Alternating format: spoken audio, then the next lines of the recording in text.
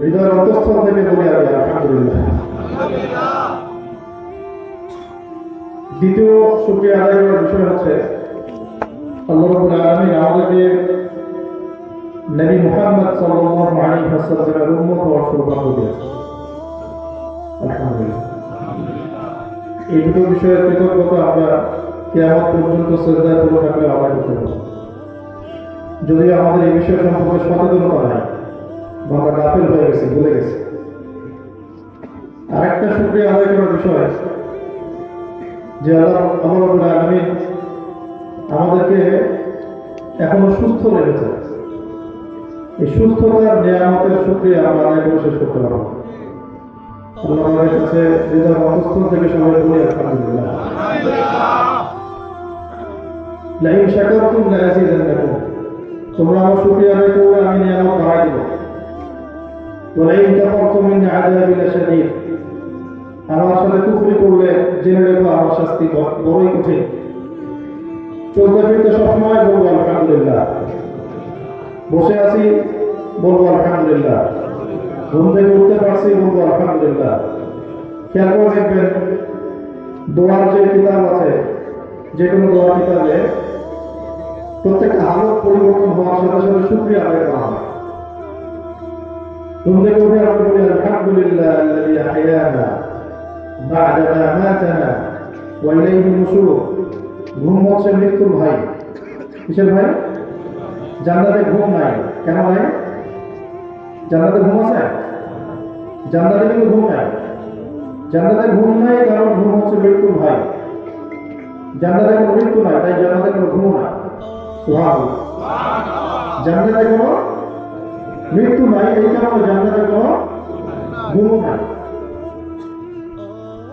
তো ঘুম থেকে উঠে আমরা বলছি আলহামদুলিল্লাহ আল্লাযী আহয়ানা বা'দা মা আমাতানা ওয়া ইলাইহি নুশুর।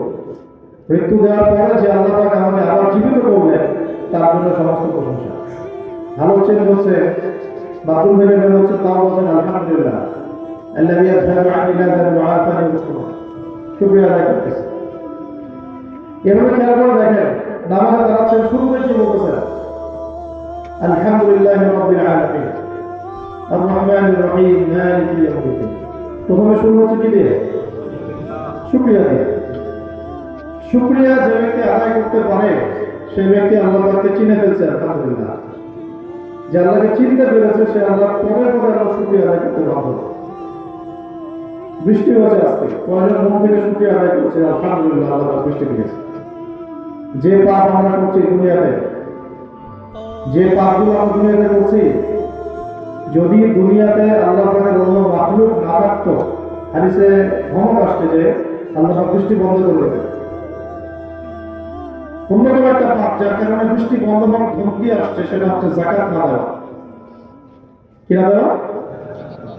যাকাত যাদের উপর ফরজ হয়েছে তার মধ্যে অর্ধেকই যাকাত দেয় না বাংলাদেশে। হিসেবই নাই যাকাত কত টাকা আছে। শুধু যাকাত কেন্দ্রিক অর্থ ব্যবস্থা যদি থাকতো আজকে অর্থনীতির মধ্যে, বাংলাদেশের মতো দেশে একটা গরিব মানুষ খুঁজে পাওয়া যেত। কে শুনবে কার কথা? ধরা নেওয়া হয়েছে একটা ব্যাংকিং সিস্টেম যার মধ্যে সুদ দিয়ে ভর্তি, পা থেকে মাথা পর্যন্ত সব সুদ আর সুদ। আর এমন একটা নোট ধরা দেওয়া হয়েছে সবাইকে কাগজে, এটার ভিতরে সুদ আর সুদ। এটা সবাই দিয়ে ইলেকট্রনিক মানি নিয়ে আসতো, ওটার ভিতরে সুদ আর সুদ। সামনে এগুলো সব উঠায় দিয়ে দিবে বিটকয়েন, ওটা আরো সুদ আর সুদ। তো যাকাত নাই, আল্লাহ পাক যাকাত না দেওয়ার কারণে বৃষ্টি কিন্তু বন্ধ করে দেয়। ধমকি আসছে হাদিসে, তারপরেও কেন বৃষ্টি দিচ্ছেন? আল্লাহ পাকের কবুল মাখলুকরা পৃথিবীতে আছে, জমিনের মধ্যে আছে। কারণ না থাকলে বৃষ্টিও বন্ধ হয়ে যাবে, কারণ ধমকি আসছে। চলতে ফিরতে বলবো আলহামদুলিল্লাহ। আমাদের বহু আলেমের উস্তাদ আব্দুল মালিক সাহেব নাম কমিটি, তিনি ইতিকাফের বয়ানে আমাদের বলছিলেন যে তার উস্তাদ আল্লামা তাকি উসমানী সাহেব তিনি মাঝে মাঝে বসে থাকেন, এমনি বলেন আলহামদুলিল্লাহ আলহামদুলিল্লাহ আলহামদুলিল্লাহ। তাকে জিজ্ঞাসা করা হয় যে আপনি বসে বসে আলহামদুলিল্লাহ কেন বলছি? তো তিনি বলেন যে সারাদিন আল্লাহ পাকের অনেক নিয়ামত ভোগ করেছে, সারাদিন আল্লাহ পাকের কত নিয়ামত ভোগ করলাম, শুকরিয়া আদায় করা হয় নাই, ওগুলো কাজা করতেছে, এখন বলতেছে আলহামদুলিল্লাহ। ঘুমানোর সময় তাসবিহের পাতমি আছে না, কি জানেন না? কি ভাই আজকে প্রথম শুনলেন নাকি? পড়াশোনা করতে হবে, জানতে হবে। ইলমহীন জীবন যাপন করা যাবে না। শুধুমাত্র শুনে শুনে শুনে শুনে এইভাবে জীবন যাপন করা যাবে না। ইলম অর্জন করতে হবে, সেটাকে আমলে আনতে হবে, নিজের উপর এটাকে খরচ করে নেন। নফল সুন্নাত মুস্তাহাব বিষয় না এগুলো। ফরজ ফরজ এলিমের শিক্ষা সবাইকে অর্জন করতেই হবে, এটা বাধ্যতামূলক করে নেন। যেমন করে 3 বেলা খাবার খাওয়া বাধ্যতামূলক করেছে, কাপড় পরা বাধ্যতামূলক করেছে, বিয়ে শাদী করতে হবে নিজের উপর ওয়াজিব করে নিয়েছে, ইলম অর্জন করতে হবে নিজের উপর ফরজ করে নেন। করা যাবে? ইলম অর্জন করতে হবে। তো ঘুমানোর সময় 33 বার সুবহানাল্লাহ করতে হয়, 33 বার আলহামদুলিল্লাহ করতে হয়, 34 বার আল্লাহু আকবার। এই আমলটাকে আলী রাদিয়াল্লাহু আনহু এত বেশি গুরুত্ব দিতেন, কারণ এই আমলটা আলী রাদিয়াল্লাহু আনহুর বাসায় গিয়ে আল্লাহর নবী সাল্লাল্লাহু আলাইহি ওয়াসাল্লাম শিক্ষা দিয়েছেন। সুবহানাল্লাহ। চিন্তা করা যায় আমাদের কারো বাসায় যদি আল্লাহর নবী আসতেন, আমরা ওই সময় জীবিত থাকতাম, এসে যদি গায়ে হাত রেখে একটা আমল শিক্ষা দিতেন, ওটাকে কেমন গুরুত্ব দিতেন আমরা? আল্লাহ পাক আমাদের এই বিষয়গুলো বোঝার তৌফিক দান করেন। আমিন। আল্লাহ পাক আমাকে আমল করার তৌফিক দান করেন, আমাদের সবাইকে আমল করার তৌফিক দান করেন। আমিন। তার মেয়ে ফাতিমা রাদিয়াল্লাহু আনহা গিয়ে অভিযোগ করছিলেন যে আমাদের বাসায় কাজের কোনো মানুষ নাই, খাদেম নাই, যদি আপনি একটা খাদেম দিতেন, খাদেমা দিতেন, কত ভালো হতো, আমাদের উপকার হতো। তাদের বাসাটা কিন্তু এখনো ঘিরানো আছে মক্কায়, না মদিনায়? মদিনায়, সরি বলে গেল, এখনো ঘিরানো আছে জায়গাটা। Hello hello, excuse me please, কেন শুনে দিচ্ছেন? কথা বলছে ভাই, শুধু এই ফিতনার কারণে আমি মাহফিল আসা একদম 80% কমাই দিয়েছি। রাতের শেষ রাত্রে বসে বলতেছে এই শুধুই ফিতনাগুলোর কারণে 80% মাহফিলে যাওয়া বন্ধ করে দিয়েছি। বাকি যেমন 10-20% এখানে ওখানে যাওয়া আসা করতেছে, এটাও মনে হয় বন্ধ করতে হবে।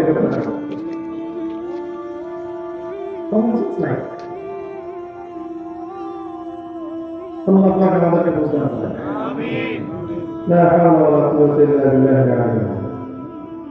সবাই পড়ি লা ইলাহা ইল্লাল্লাহ ওয়াহদাহু লা শারীকা লাহু লাহুল মুলকু ওয়া লাহুল হামদ ওয়া হুয়া আলা কুল্লি শাইইন কাদির। দিনই হালাকের মধ্যে যারা এইভাবে পরিবেশ নষ্ট করবে, আপনারা তাদেরকে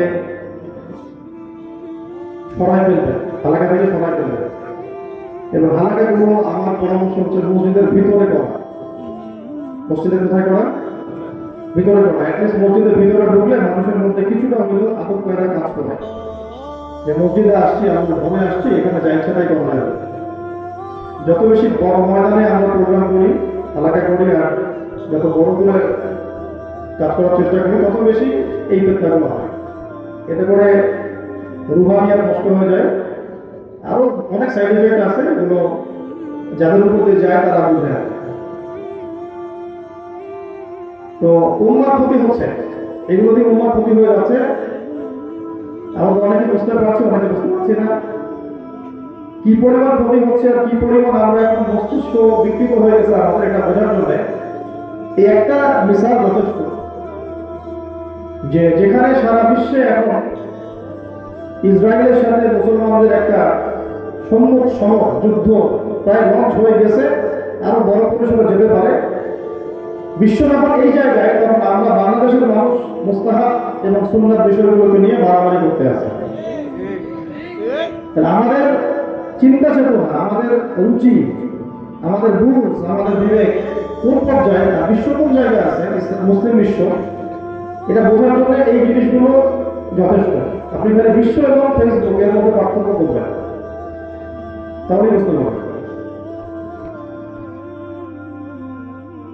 তো যেটা বলছিলাম যে আলী রাদিয়াল্লাহু আনহু স্ত্রী ফাতিমা রাদিয়াল্লাহু আনহা গিয়ে চেয়েছিলেন একজন খাদেম। নবী সাল্লাল্লাহু আলাইহি ওয়াসাল্লাম তখন তাৎক্ষণিক কোনো খাদেম বা খাদেমা দেননি। পরে তারা যখন বাড়িতে চলে গিয়েছেন তখন নবী সাল্লাল্লাহু আলাইহি ওয়াসাল্লাম নিজে তাদের বাসায় হেঁটে গিয়েছেন, গিয়ে তাদের ঘরে ঢুকেছেন। ঘরের মধ্যে বিছানায় তার মেয়ে এবং তার জামাই দুজনেই ছিলেন, রেস্ট নিচ্ছিলেন। সেখানে নবী সাল্লাল্লাহু আলাইহি ওয়াসাল্লাম গিয়ে এমনভাবে বসেছেন, আলী রাদিয়াল্লাহু আনহু তিনি বলছেন যে অন্ধকারে আমি আমার বুকের মধ্যে নবী সাল্লাল্লাহু আলাইহি ওয়াসাল্লামের পা মোবারকের যে উষ্ণতা এটা অনুভব করতে লাগলাম। মানে পাটা গায়ের মধ্যে কি হচ্ছে, টাচ করছে, বুঝতে পারছেন যে নবী সাল্লাল্লাহু আলাইহি ওয়াসাল্লাম পা গায়ে লেগেছে। তখন তার সময় পাশে এরকম করে এসি, এত লাইটিং সিস্টেম এত কিছু ছিল না। তারা টুপি ব্যবহার করতেন, দিয়া ব্যবহার করতেন। তো তখন তিনি বলছেন যে আমি কি তোমাদেরকে এমন একটা আমল শেখাই দিব যেটা তোমাদের ওই খাদেমার চেয়ে বেশি উপকারে আসবে, মুফিদ হবে। ফাতিমা রাদিয়াল্লাহু আনহা আলী রাদিয়াল্লাহু আনহু বলছেন অবশ্যই শিখিয়ে দেন ইয়া রাসূলুল্লাহ সাল্লাল্লাহু আলাইহি ওয়াসাল্লাম। তিনি বললেন তোমরা ঘুমানোর সময় পড়বা 33 বার সুবহানাল্লাহ,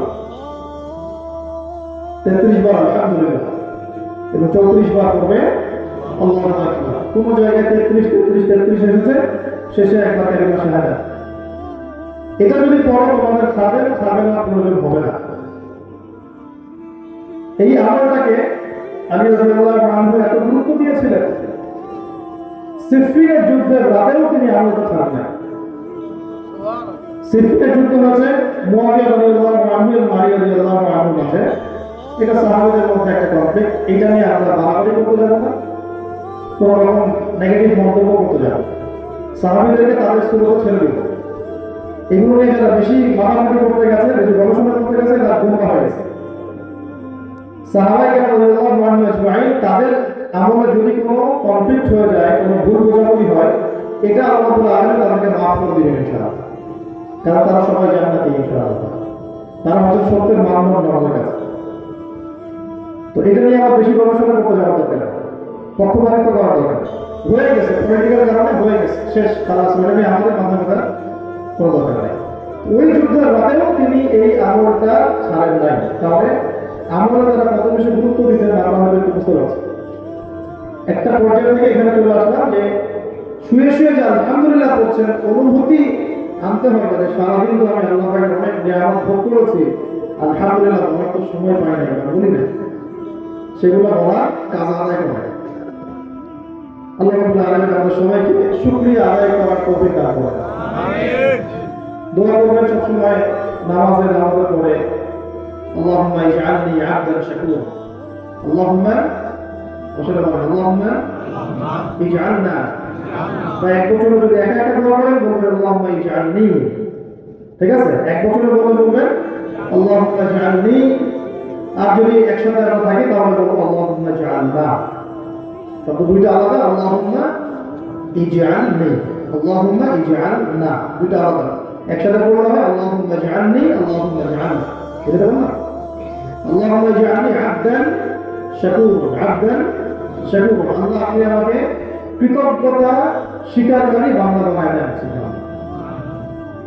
আল্লাহুম্মা ইজআলনি আবদান শাকুরা ولك ذاكرا وشاكرا لك رهابا لك مطوعا إليك مخبتا أواها منيبا। এবং প্রচুর দোয়া আছে, দোয়াগুলো মুখস্থ করতে হবে। এরকম একটা একটা করে দোয়া নিয়ে দাস হচ্ছিল পাকিস্তানে। এবং এগুলো আল্লাহ পাকিস্তানি দাওয়াত বানানো সাহেবের এক একটা করে দাস আছে দোয়ার উপরে, এক একটা করে দোয়ার উপরে, এক একটা দোয়া অনেক গভীর অর্থ আছে, অনেক গভীর ব্যাখ্যা আছে। এগুলো বুঝে বুঝে পড়া, এগুলো উপলব্ধি করে পড়া। খালি দোয়া পড়লাম পড়ার জন্য পড়া না, ঘুম থেকে উঠে দোয়া পড়লাম, অনুভূতি রাখা যে আলহামদুলিল্লাহ, আল্লাহ পাকের শুকরিয়া, আল্লাযী আহইয়ানা বা'দা মা মাতানা ওয়া ইলাইহি নুশুর। বাথরুম থেকে বের হচ্ছেন, অনুভূতি রাখেন যে আপনার কষ্ট হচ্ছিল, আল্লাহ পাক দূর করে দিয়েছেন। বাথরুম যদি 3 দিন আটকে থাকে না, কি অবস্থা হবে বলে? বা কারণ যদি দৈনিক একদিনে 10 বার যাওয়া লাগে, কি অবস্থা হবে? এই তো মানুষের ক্ষমতা। মানুষের ক্ষমতা কতটুকু? বিশ্বের যত বড় বড় পরাশক্তি আছে, এই পরাশক্তির যে রাষ্ট্রনেতারা আছে ওদের ক্ষমতা এতটুকুই, একদিন যদি আল্লাহ 10 বার বাথরুমে যাওয়া আসা করার ক্ষমতা শেষ। এই তো মানুষ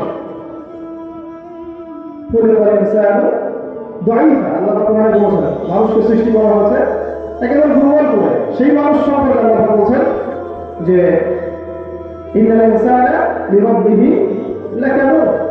এই মানুষই আমার তার রবের প্রতি চরম অকৃতজ্ঞ। মানুষকে অনেক কথা ইন্নাল ইনসানা লাফি খুসর এটাও আছে, মানুষ ক্ষতির মধ্যে। আবার সূরা হাজরের মধ্যে আছে যে ইন্নাহু কানা যালুমান জাহুলা, এটা জালেম, মানুষ হচ্ছে একটা জালেম সৃষ্টি, জাহেল। মানুষকে আল্লাহ বলেছেন জালেম এবং জাহেল। মানুষকে আল্লাহ বলেছেন যে অকৃতজ্ঞ, নিজের ভালো খুব বুঝে, নিজের ভালোকে মানুষ নিজের ভালো খুব বুঝে আল্লাহ কি বলছেন সূরা আদিয়াত পড়ে দেখেন। সূরা আদিয়াত শেষ পড়া আছে পৌঁছানো মনে বসে কে অডিয়েন্সের মধ্যে রেসপন্স থাকে কোন কোন পড়ে না কি বলছে সূরা আদিয়াত দ্বারা একটা সূরা আছে জানেন না? আল্লাহু আকবার, আস্তাগফিরুল্লাহ। এই কোরআন নিয়ে বয়ান করছে অবস্থা আছে কোরআনে। কোরআন নিজের উপর ফরজ করে না কোরআন কি বলে এমন না যে ইচ্ছা করে পড়লাম চলে পড়লাম না, আপনাকে প্রতিদিন কোরআন পড়তে হবে, নিজের উপর ফরজ করে। কোরআনের সাথে যা সম্পর্ক নাই তার সাথে আল্লাহর সাথে কোনো সম্পর্ক নেই। আল্লাহ রাব্বুল আলামিন আমরা দেখি না, দেখি আল্লাহ পাক আমাদেরকে কি বলতে চাচ্ছেন সেটা আল্লাহ কিতাবে বলেছে, সরাসরি এসে আপনাকে বলবেন না। কিতাব দিয়ে দিয়েছে, ওই কিতাব পড়ে পড়ে আপনাকে জানতে হবে আল্লাহ পাক কি বলেছে। রমজান মাসের পরে খবর দিয়েছি কারা কারা, রমজান মাসে দিনের বাড়ি নেই কারা কারা, এই ওয়াজ মাহফিলে আসার চাইতে আপনাদের উপর ফরজিয়াত হচ্ছে তোমাদের মাঝে না। এই ওয়াজ মাহফিলে আসার চাইতে বেশি গুরুত্বপূর্ণ কাজ হচ্ছে আপনাদের কোরআনের তালিম এবং দাস।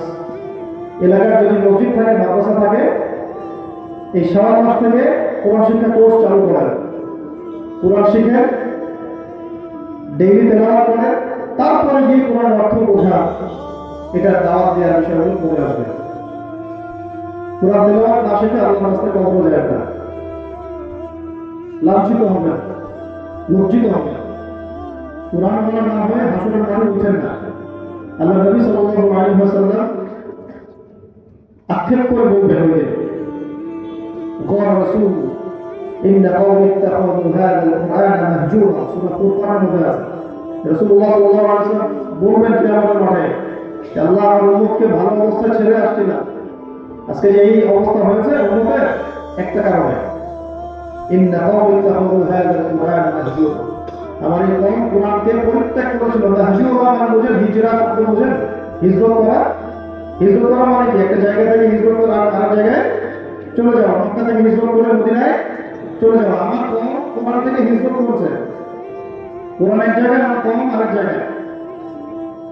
রাস্তায় আসার সময় আমরা দেখছিলাম যে ভ্রাম্যমাণ লাইব্রেরি ঘুরতেছে রাস্তায়, দেখেন না রাস্তায় ভ্রাম্যমাণ লাইব্রেরি লাখ লাখ বই আছে ওখানে, মানুষের দুয়ারে দুয়ারে নিয়ে যাচ্ছে বই পড়েন।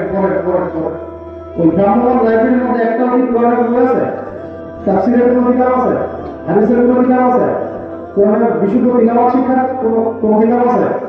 তো যে জাতির শিক্ষার মধ্যে কোরআন নাই, এই জাতির মতো হতভাগা পথভ্রষ্ট কোনো জাতি নাই।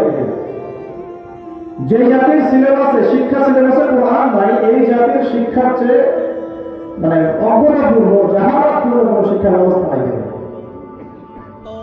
আপনারা 20 বছর পড়াশোনা করে কোরআনের 20টা সূরা শিখেন না, আপনারা জাহেল, আপনারা জানেন, আপনাদেরকে ওয়াজ করানোর কিছু নাই। যাদের কোরআনের প্রতি কোনো মহব্বত কাজ করে না, শেখার তাড়না কাজ করে না, কোরআনের আয়াতগুলো শিখবো, জানবো, একটু অনুধাবন করবো, এই চেতনাই আসে না, ওয়াজ করে ওদেরকে লাভ নেই করে। এই জন্য বড় বড় ওস্তাদ যারা আছেন, পীর মাশায়েখ যারা আছেন, তারা আম ইসলামী বয়ান থেকে দূরে সরে যাচ্ছেন দিন দিন, এবং তারা মসজিদের ভিতরে ওলামায়ে কেরামের সাথে মুযাকারা করেন, এই পর্যন্ত বিশেষ। কারণ আমরা আমাদের আমজনগণ আমরা কোরআন থেকে ভুলগুলো চলে গেছে, কথা বলতে বুঝতেই পারবে না, কারণ সাথে কোরআনের সাথে সম্পর্কই নাই। একটা বিষয় সহজ, একটা বিষয় আগে বোঝাতে 100টা শব্দ খরচ করতে হবে, অথচ ওই কথাটা একজন আলেমকে বোঝাতে একটা শব্দ যথেষ্ট। একজন বিখ্যাত সাহাবী, তার নাম হচ্ছে আব্দুল্লাহ ইবনে ওমর রাদিয়াল্লাহু আনহু, শুনেছেন কিনা? অনেকে নাম শুনে, অনেক সাহাবী থেকে আসছে এই কথাটা। আব্দুল্লাহ ইবনে ওমর রাদিয়াল্লাহু আনহু কথাটা বিশেষভাবে বলছি, কখন সভ্যতার যুগ আসবে এইটা নিয়ে আলোচনা করছিলেন। কখন কিসের যুগ আসবে? সভ্যতার যুগ চিনব কিভাবে আলোচনা হচ্ছিল। তোমরা সাহাবীরা মত দিচ্ছেন, যখন দেখবা যে জুমার নামাজ হচ্ছে খুব সংক্ষিপ্ত আর জুমার বয়ান হচ্ছে অনেক লম্বা, মানে বয়ানগুলো হচ্ছে অনেক লম্বা, অনেক কথা হচ্ছে বয়ানে, ইবাদত সংক্ষিপ্ত, তখন বুঝে নেব ওই যুগটা হচ্ছে মূর্খতার যুগ। কিসের যুগ? মূর্খতার যুগ। আর যখন দেখবা যে ইবাদত হচ্ছে বেশি, নামাজ হচ্ছে লম্বা, এমনকি জুমার খুতবা হচ্ছে সংক্ষিপ্ত বয়ান, সংক্ষিপ্ত খুতবা, তখন বুঝবা সেই যুগটা হচ্ছে জ্ঞানী মানুষের যুগ। কেন? কারণ মানুষ সবাই জ্ঞানী, বেশি কথা বলতে হয় না, অল্প কথায় কাজ হয়ে যায়। আমরা যে আল্লাহর নামে একটা বয়ান করি, আবু বকর রাদিয়াল্লাহু আনহু, ওমর রাদিয়াল্লাহু আনহু, তারা এত লম্বা সময় ধরে বয়ান করতে না, সংক্ষিপ্ত খুতবাতে শেষ, মানুষ বুঝে ফেলতো, কারণ সবাই তো শিক্ষিত, সবাই জানে। খলিফা হয়েছেন আবু বকর রাদিয়াল্লাহু আনহু, উঠে বক্তব্য দিচ্ছেন 4 কি 5 লাইন, 6 লাইন হয়। তিনি বলছেন যে আমি তোমাদের মধ্যেই একজন মানুষ, আমি তোমাদের মধ্যেই একজন মানুষ, তোমাদের মধ্যে মানুষ ছাড়া আমি এর ব্যতিক্রম কিছুই না। যদি আমি ওই রাস্তা আমি যদি সঠিক কাজ করি, তাহলে আমার আনুগত্য করবো তোমরা। ওই রাস্তা আর যদি আমি ভুল করি, তাহলে তোমার উপর আমার আনুগত্য না।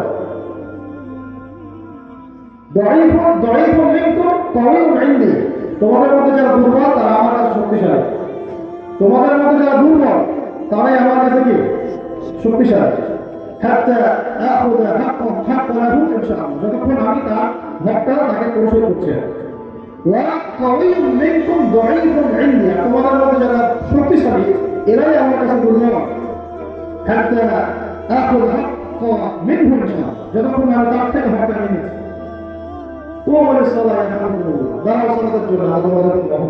খুতবা শেষ। একটা থেকে বলে যে সততা হচ্ছে আমার দায়িত্ব, সততাই হচ্ছে আপনার দায়িত্ব, মিথ্যা হচ্ছে শেষ, খুতবা শেষ। আর এতটুকু যদি আমি বয়ান করে আপনি তো বলবেন যে কি একটা বক্তা নিয়ে আসে না, কোথেকে গালি নিয়ে আসতো, কোথেকে গাড়ি নিয়ে আসতো, বয়ানই করতে হবে। ভাই শুধু বয়ান দিয়ে কোনো কাজ নেই, নিজেদের অবস্থা নিজেদেরকে পরিবর্তন করতে হবে, ইলমি হালাতের উন্নতি ঘটানোর চেষ্টা করতে হবে, কোরআনের কাছে আসেন, কোরআন তেলাওয়াতটাকে বোঝাটাকে খরচ করবেন। তখন দেখবেন যে যিনি বক্তব্য দিচ্ছেন তার বক্তব্য সুন্দর হবে, কারণ আপনি বুঝবেন, সুর থাকবে কথা, কারণ আপনি জ্ঞানের ইলমের পিপাসী হবে। এগুলো নিয়ে বলে বহু কথা। ইমাম বুখারী রাহিমাহুল্লাহ, আপনারা নাম জানেন, তার মা দোয়া করছিলেন যে আল্লাহ ছেলেটার চোখটা ভালো করে দাও, তার চোখে সমস্যা ছিল। মা দোয়া করছেন, আল্লাহ আমার ছেলেটাকে দিনের জন্য কবুল করে দাও, আমার ছেলের চোখটা ভালো করে দাও।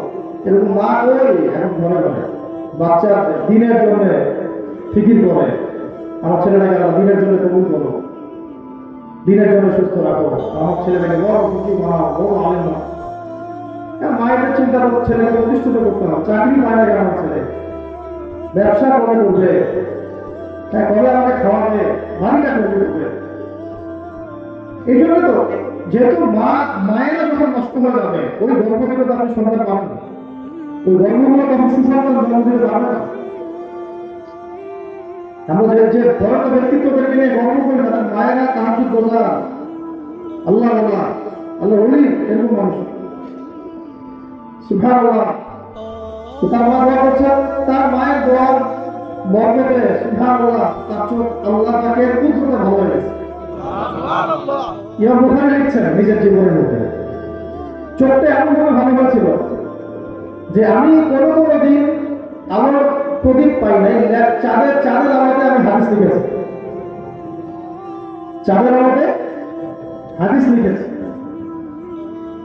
তো তার জীবনই আপনারা পড়ে দেখবেন, তার কাছে অর্থবিত্ত ছিল, তার বাবা সম্পদশালী মানুষ ছিলেন। তার অর্থবিত্ত শেষ করতে করতে করতে করতে এক পর্যায়ে এমন একটা হালত হয়েছে, ইলমের পিছনে অর্থ ব্যয় করতে করতে তার এমন একটা হালত হয়েছিল, এক পর্যায়ে তার গায়ের জামা কেনার টাকা ছিল, মানুষ চাঁদা তুলে তার জামা কিনে দিয়েছে ওস্তাদের জন্য। সুবহানাল্লাহ। এখন ইলমের জন্য যে একটু দৌড়াদৌড়ি করবে, একটু যাবে, একটা বই কিনবে, এমনকি ওস্তাদকে কিন্তু হাদিয়া তোফা দিবে, একটা সিস্টেমে পড়াশোনা করবে, টাকা খরচ করবে, সব বিলাই দেবে, মানসিকতাই না, এই কারণে ইলম আপনার কাছে আসবে না।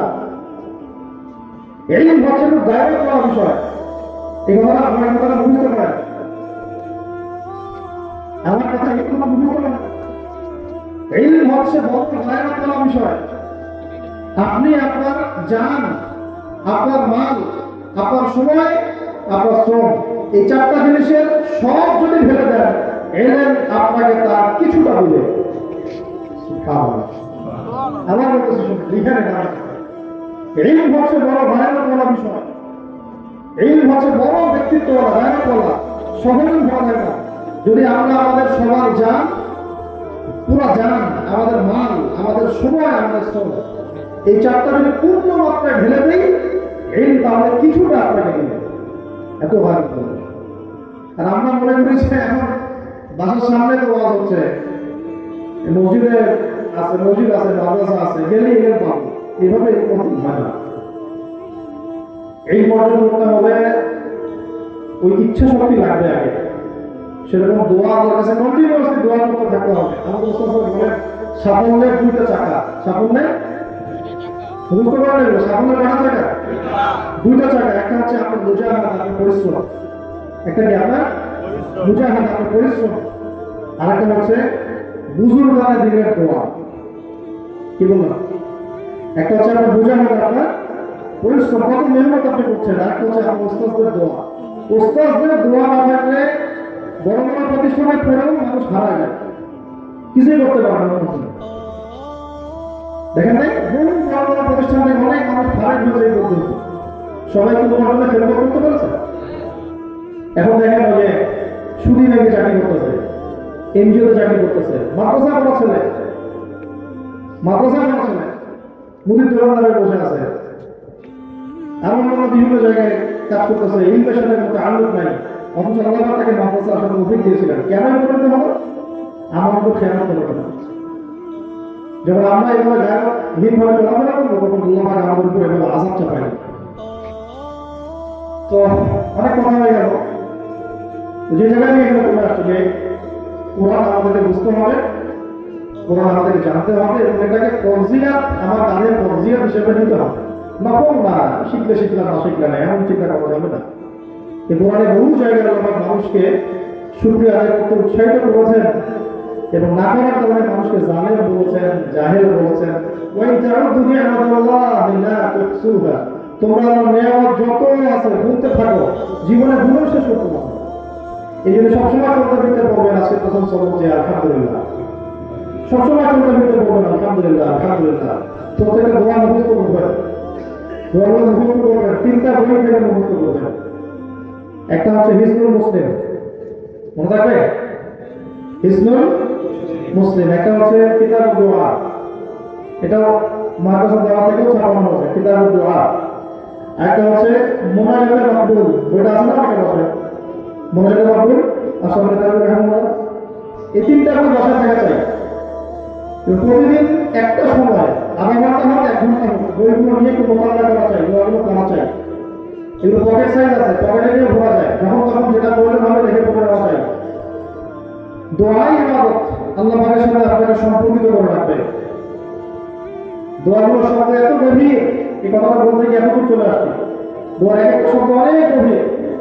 আল্লাহুম্মা ইজআলনি আবদান শাকুরা, আল্লাহ আমাকে শুকরিয়া আদায়কারী বান্দা বানাও। ওয়া লাকা যাকিরান, আমি যেন সবসময় তোমার জিকির করি এমন বান্দা বানায় দাও।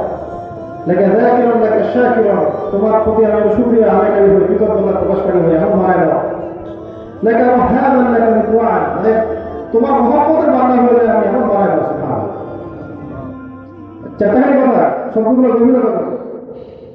লেখা মুহাম্মাদ লাকা মুতওয়ান ইলাইকা মুখবিরান আল্লাহ মুনিবা, আমাকে আল্লাহ বানাও, মুনিব বানাও। এগুলো প্রত্যেকটা শব্দ কোরআনে আছে। দোয়া গভীরতা একটা দোয়া থেকে আপনাকে বলি। নবী সাল্লাল্লাহু আলাইহি ওয়াসাল্লাম একটা দোয়া করতেন মাঝে মাঝে। দোয়াটার গভীরতা বুঝে যে আল্লাহুম্মা তিনি বলেন আল্লাহুম্মা হে আল্লাহ ইন্নী আউযু বিকা। দোয়া দুই প্রকার হয় আর কি। একটা হচ্ছে আপনি কিছু চাচ্ছেন, আর একটা হচ্ছে কিছু থেকে আশ্রয় চাচ্ছেন। আল্লাহ আমি এই বিষয় তোমার কাছে চাচ্ছি, আর এই বিষয়গুলো থেকে তোমার কাছে কে আশ্রয় চাচ্ছি, মানে এগুলো চাচ্ছি না, এগুলো আমাকে হেফাজত করো। এই তো দোয়া ছিল, বুঝেছিল আল্লাহ আমি এগুলো চাচ্ছি, এগুলো থেকে আশ্রয় চাচ্ছি।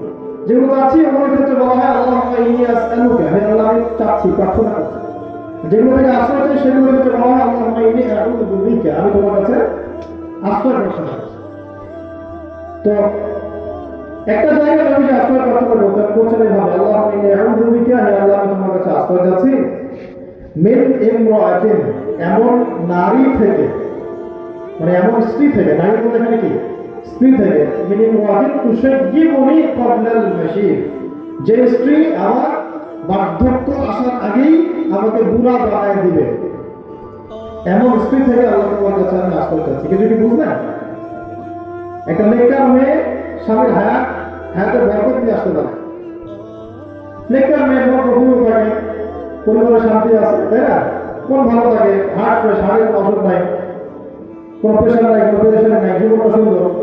আল্লাহ এমন জীবন সবাইকে দান করে দেয়। আর এগুলো আছে নিজেই টেনশনের কারণ একটা আছে না, ঘরে ঘরে আছে না। এটাই মানুষ বোঝাচ্ছেন যে এমন স্ত্রী থেকে আশ্রয় চাচ্ছি যে আমার বার্ধক্যে আসার আগেই আমাকে বুড়া হয়। কথা কি গভীরতা বুঝবেন? কি শব্দ একটা প্রত্যেকটা দোয়ার এই শব্দগুলো অনেক গভীর, অনেক গভীর। যে আমরা বলি আল্লাহুম্মা আতিনা ফিদ দুনিয়া হাসানা, আল্লাহ আমাদেরকে দুনিয়াতে কি দাও? হাসানা দাও, কল্যাণ দাও। দুনিয়ার কল্যাণ কি? দুনিয়ার কল্যাণটা কি? আমরা এই দুনিয়ার কল্যাণ চাই না, তখন কি মাথায় আসে যে আমি আল্লাহ তোমার কাছে এলেম চাচ্ছি? এলিম না থাকলে আপনি দুনিয়াতে কল্যাণ পাবেন না। আমি এলেম চাচ্ছি, আমি ওস্তাদ চাচ্ছি, এলেম অর্জনের পরিবেশ চাচ্ছি, হালাল রিজিক চাচ্ছি, আদর্শ পরিবার চাচ্ছি, আল্লাহ আমি নেককার স্ত্রী চাচ্ছি, সুসন্তান চাচ্ছি, সব কিছু মিলে কি হাসলেন না? কতজনের মাথায় আসে দোয়া করার সময়? আমি বুঝতে যাচ্ছি দোয়ার শব্দের গভীরতা অনেক বেশি। আর এগুলো তো অনেক সময় আমরাই বুঝি না।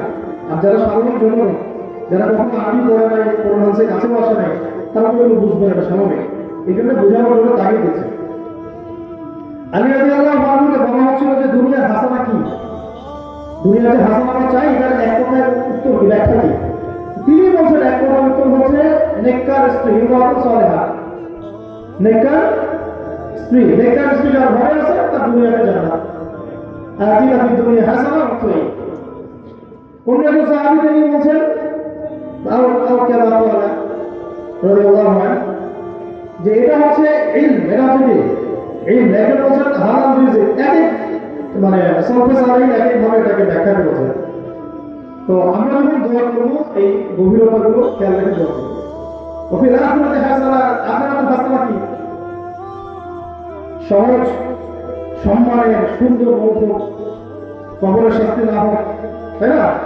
সমাজ জগতের ফেতনায় আমাদের উত্তীর্ণ হয়ে যায়, আল্লাহ পাকের বারজাখী জীবনে আযাব না হোক, যেমন সবাই ভীত সন্তুষ্ট থাকবে কিয়ামতের মাঠে, আমরা যেন আরো সে ছায়া ছায়া পাই। হাসানার তো অনেক স্টেজ আছে, তারপরে ফুলসিরাত, তারপরে মিজান, এই তো তারপরে কি ফুলসিরাত, তারপরে জান্নাত জাহান্নাম, আল্লাহ পাকের জাহান্নাম থেকে বাঁচান আর জান্নাতে প্রবেশ করা, আখিরাতের হাসানা অনেক। এই জন্য প্রত্যেকটা দোয়া গভীরতা বুঝে বুঝে পড়া এবং এগুলোর উপর এমন একটা ইস্তেকাম আনা, মানে দৃঢ়তা নিয়ে আসে। এগুলো তখনই অর্জন হবে যখন আপনি আরবিটা জানবেন, আরবিটা শিখবেন। এবং আরবি শেখাটা শুরু হবে থেকে কোরআনের তাসবিহ থেকে, কোরআনের তাসবিহ থেকে শুরু হবে। তারপর আস্তে আস্তে আপনি কোরআনের হিফজ করবেন, দৈনন্দিন মাসলা মাসাল দোয়া কালামগুলো শিখবেন, ফরজ ওয়াজিব সুন্নাত মুস্তাহাবগুলো জানবেন, আমি ভাষায় পারদর্শী হবেন, তারপরে আপনি হাদিস এগুলো মোতালা করা শিখবেন। এইভাবে আস্তে আস্তে আপনি স্টেজগুলো বাড়াবেন। কখনোই মনে করবেন না এগুলো শুধু আলেম ওলামার কাজ। কখনো এগুলো চিন্তা করবেন না এগুলো আলেম ওলামাদের কাজ। আপনি যদি নিজের ভালো নিজে না বুঝেন তাহলে আমাদের কিচ্ছু করার নেই, কিচ্ছু করার নেই।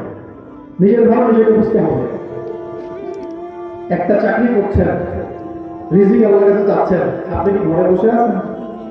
বলেন, রিজিকের জন্য দোয়া করে কি আপনি ঘরে বসে আছেন? সকালবেলা যাচ্ছেন না কাজে, লাগাতার 8 ঘন্টা পরিশ্রম করছেন না, রিজিক পাশে পাশে নিয়ে আসছেন না, পরিবার চালাচ্ছেন না। এখন আপনি যদি বলেন যে আল্লাহ আমি দোয়া করছি আল্লাহ রিজিক দাও, আর ঘরের মধ্যে বসে থাকেন, চাকরি বাকরিতে না যান, ব্যবসায় না যান, রিজিক আসবে? আকাশ থেকে মামলা সাল্লাহ করবে? করবে? এই যুগে করবে না। এটা তো আপনি খুব ভালোই বুঝেন, আমরা খুব ভালোই বুঝি। সেটা এই বিষয়টা এমনই, আমরা যদি জান্নাত চাই, জান্নাতের পথে হাঁটতে চাই, এই অর্জন করতেই হবে। এই অর্জন করতে হলে আমাকে এই ধাপগুলো পার হতেই হবে। এটা আমার ফিকির, নিজের ফিকির নিজে করতে হবে। আল্লাহ পাক আমাদের সবাইকে আমার গভীরতাগুলো বোঝা করতে পারে।